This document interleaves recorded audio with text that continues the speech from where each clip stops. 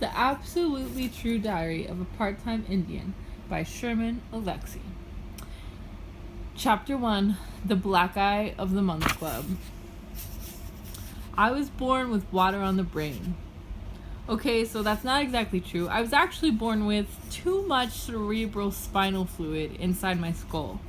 But cerebral spinal fluid is just the doctor's fancy way of saying brain grease. And brain grease works inside the lobes like car grease works inside an engine. It keeps things running smooth and fast. But weirdo me, I was born with too much grease inside my skull, and it got all thick and muddy and disgusting, and it only mucked up the works. My thinking and breathing and living engine slowed down and flooded.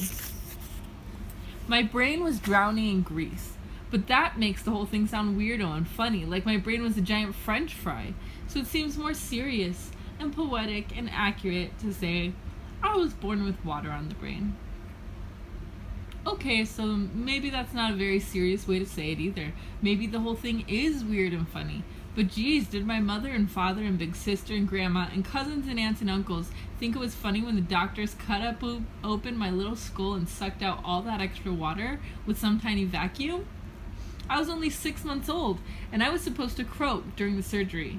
And even if I somehow survived the mini Hoover, I was supposed to suffer serious brain damage during the procedure and live the rest of my life as a vegetable. Well, I obviously survived the surgery. I wouldn't be writing this if I didn't, but I have all sorts of physical problems that are directly the result of my brain damage. First of all, I ended up having 42 teeth. The typical human has 32, right? But I had 42. 10 more than usual. 10 more than normal. 10 teeth past human. My teeth got so crowded that I could barely close my mouth. I went to Indian Health Service to get some teeth pulled so I could eat normally, not like some slobbering vulture, but the Indian Health Service funded major dental work only once a year, so I had to have all 10 extra teeth pulled in one day. And what's more, our white dentist believed that Indians only felt half as much pain as white people did, so he only gave us half the Novocaine. What a bastard, huh? Indian Health Service also funded eyeglass purchases only once a year and offered one style, those ugly, thick, black plastic ones. My brain damage left me nearsighted in one eye and farsighted in the other, so my ugly glasses were all lopsided because my eyes were so lopsided. I get headaches because my eyes are, like, enemies, you know? They used to be married to each other, but now hate each other's guts. And I started wearing glasses when I was 3, so I ran around the res looking like a 3-year-old Indian grandpa. And oh, I was skinny. I'd turn sideways and disappear. But my hands and feet were huge. My feet were a size 11 in 3rd grade. With my big feet and pencil body, I looked like a capital L walking down the road. And my skull was enormous. Epic. My head was so big that little Indian skulls orbited around of it. Some of the kids called me Orbit, and other kids just called me Globe. The bullies would pick me up, spin me in circles, put their finger down on my skull and say, I want to go there.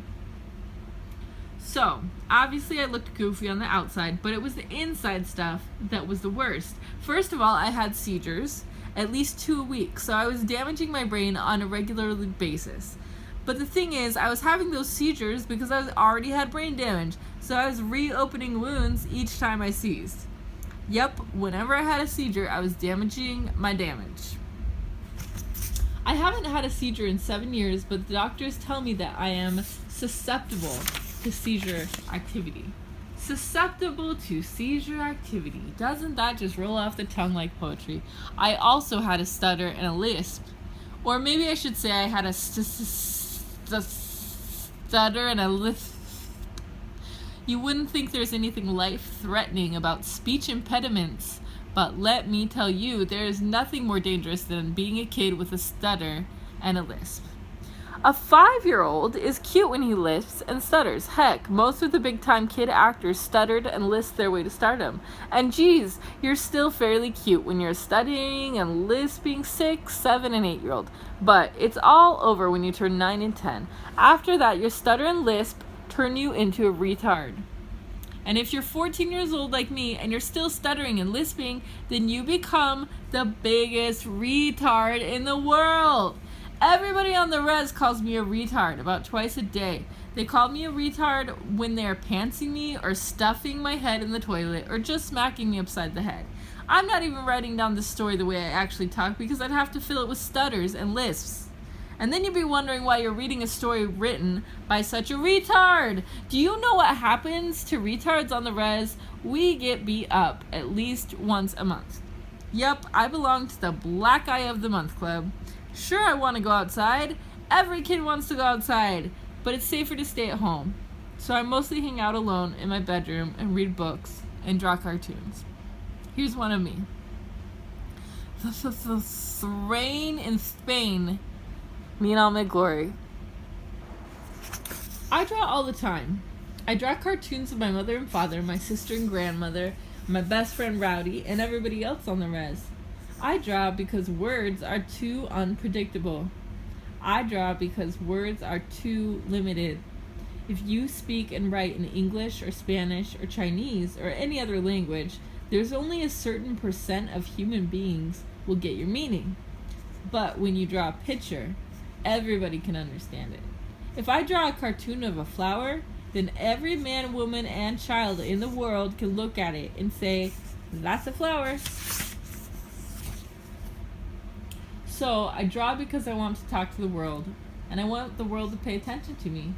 I feel important with a pen in my hand. I feel like I might grow up to be someone important. An artist, maybe a famous artist, maybe a rich artist. That's the only way I can become rich and famous.